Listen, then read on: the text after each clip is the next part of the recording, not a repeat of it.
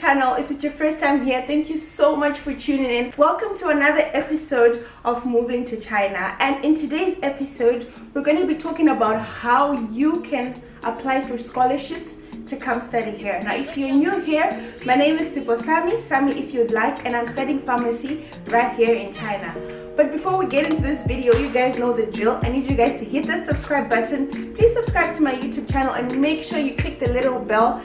Turn on your post notifications. That's so that you get a notification every time I post. So without further ado, we're gonna get right into this video. So last week I did a video on how you can apply for university to study here in China. If you didn't watch that video, I'm going to leave it right here above in the card. So I need you guys to go watch that first, and then we can come back to this video. Like I said, we're going to be discussing how you can apply for scholarships. Now there's so many scholarships you can apply for in China, but I'm going to tell you guys the most common ones that you can apply for. The first one being the Chinese government scholarship. This is also known as the CSC scholarship. And guys, the scholarship is the real deal. It's the real deal. It's probably the biggest scholarship offered here in China. It covers full tuition, accommodation, and a monthly stipend of usually 300 to 500 US dollars depending on the level. If you're an undergraduate, it's usually 250 to 300 US dollars, and if you're a master's or PhD student, it usually goes up to 500 US dollars, which guys is really awesome because they also pay for your flight ticket to come to China, and they also pay for flight tickets to go back home on holiday. So guys, this scholarship is the real deal. But not all schools offer the Chinese government scholarship. Only about 274 unis offer it. So I'll leave a link in the description box below of all the schools that are affiliated with the Chinese government scholarship, so you can check that first. Whatever school you want to apply for, if you want to apply for the Chinese government scholarship, make sure that your school is actually affiliated with this certain scholarship. Now, personally, for me, I'm not on scholarship. I came to China, I didn't have a scholarship. Why? Because I applied late. China wasn't my first option study destination, if that makes sense. It wasn't my first option, it was like second option, so I actually applied late. So if you want to secure this Chinese government scholarship, you have to apply early. Now there are two ways you can apply for it. You can either apply in your country. So the Chinese embassy in your country, if it has diplomatic relations with China, they do offer this scholarship. Go to your embassy, find out the application process. They will help you with that. Make sure your grades are good. Usually for this kind of scholarship, if you're an undergraduate student, your marks have to be 70% and above, your total marks. And for master students, I'll leave it on the screen. I'm not very sure of the minimum GPA, but obviously you need good grades to be able to be considered for this scholarship. So make sure that your grades are good. Go to your embassy in your country, find out how you can do it, find out if you're eligible, and they can help you with this application process. The Chinese government scholarship is actually an online application, so the embassy is going to help you with that. Or you can apply for it directly yourself. You can go onto the CSC website. I'm going to leave the website link on the screen as well, so you can do it by yourself. And most people say it's a bit complex because some stuff is in Chinese, and yeah, if you might not be able to really understand, which is why I would advise that it's better for you to go to your embassy. That's the best way you can go about it. But you can also use an agent. If you watched again my how to apply to China video, if you didn't, I'll also leave it in the description box below. But if you did, I talked about some agents that you can use for you to be able to apply here in China. You can also use the same agents. They can help you apply for this scholarship, but you have to pay more. So whatever fee you pay for just normal admission is lower than the fee you pay for a scholarship. I honestly don't know why. I don't know why, because to me it's like if you're applying for a scholarship, you deserve it because then you have good grades.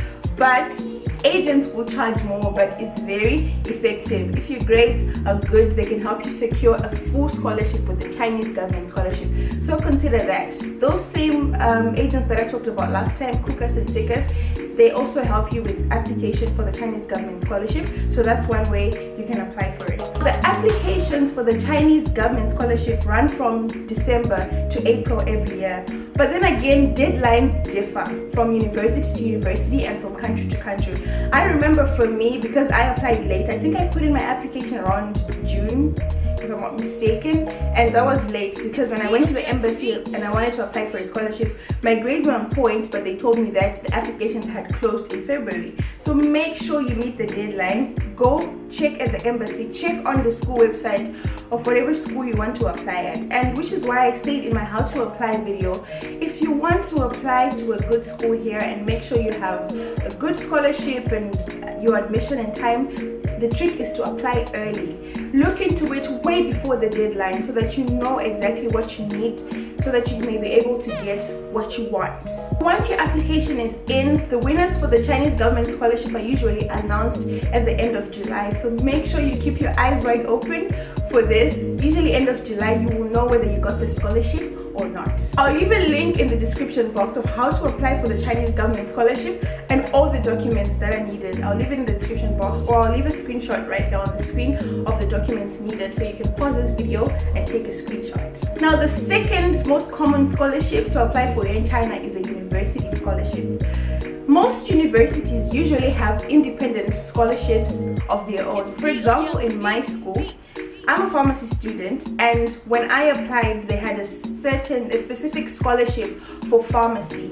So this scholarship was, they would pay about 75% of your tuition, and then you pay the other 25 excluding accommodation. So when you look for schools, you can also search for schools that have scholarships running. And also in my school, because we're located right at the Three Gorges, which is why my school is called the Three Gorges University. Yes, I go to China Three Gorges University in Yichang, Hubei province.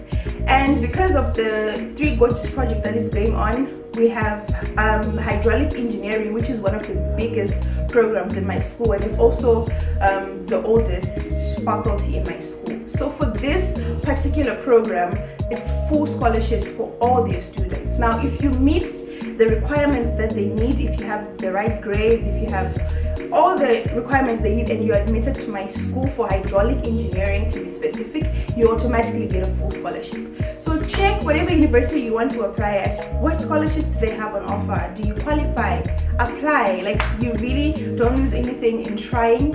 You can apply, and you never know, you just might get it. So check whatever school, check what scholarships they have on offer, and give it a try. Okay guys, so another scholarship you can apply for is a Chinese language scholarship. Now, this also depends from school to school, but some schools, if you have HSK level 4, you automatically qualify for a scholarship. So some people take the language course back in their country. There's so many guys, Chinese people are everywhere now, and I know for one, in my country, even at the University of Zimbabwe, they're offering Chinese language courses.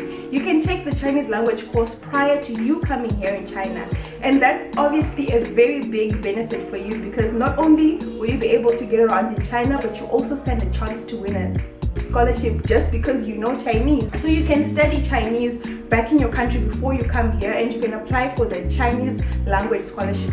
I'll also leave a link of that in the description box below, but usually it depends from school to school. It's not something that every school offers. It depends from school to school, so you can also watch out for that scholarship if you've studied the Chinese language and if you have the minimum mark that is required for you to be able to attain that scholarship. Now, the fourth kind of scholarship which you can apply for is a merit award based scholarship. Now, say for example you've been admitted to a certain school, you don't have a Chinese government scholarship, you don't have a university scholarship, you're paying for yourself, but you do well, you perform very well. Usually every school has got merit-based scholarship.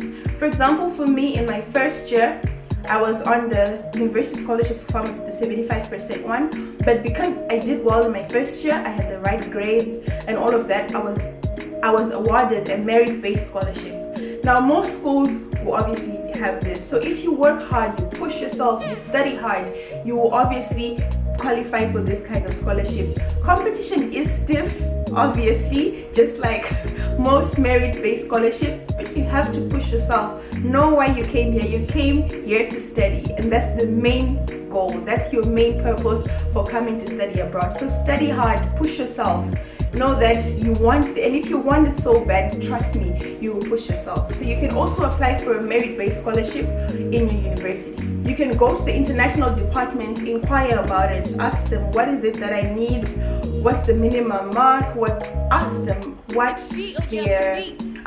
criteria they use to pick out the merit-based scholarship winners, and you might also get that scholarship. Now the last and final scholarship you can apply for to come study here in China is a non-profit organization scholarship or an external bursary. In most countries, they also have different kinds of scholarship to assist students depending on your situation. I know for one in my country, if you come from a low income background, there's many different scholarship programs like Makomborero or I can't think of names right now, but usually in your country they have other merit-based scholarships. Even the government is offering scholarships for people to go study in different places. You can also inquire about scholarships to come study here in China from external bursaries and external non-profit organizations. That's another way you can also come study here in China. Make sure you do your research, guys. There's different ways, different entries, different ways that you can come and study here on scholarship. You literally don't have to pay for anything if you're qualified. We've come to the end of our video. Let me know if you still need more information. Comment down below. If you still have more questions, I will try by all means to respond to every one of you. If you're in China and you're on scholarship, and it's a scholarship that I haven't mentioned before, please comment down below. How did you get your scholarship? Also, if you're on the Chinese government scholarship, comment down below on the tips and the tricks of how you applied for this kind of scholarship. Thank you so much for watching. Please don't forget to give this video a big fat thumbs up, and make sure you subscribe if you haven't. I'll see you guys in my next video. Love you. Bye.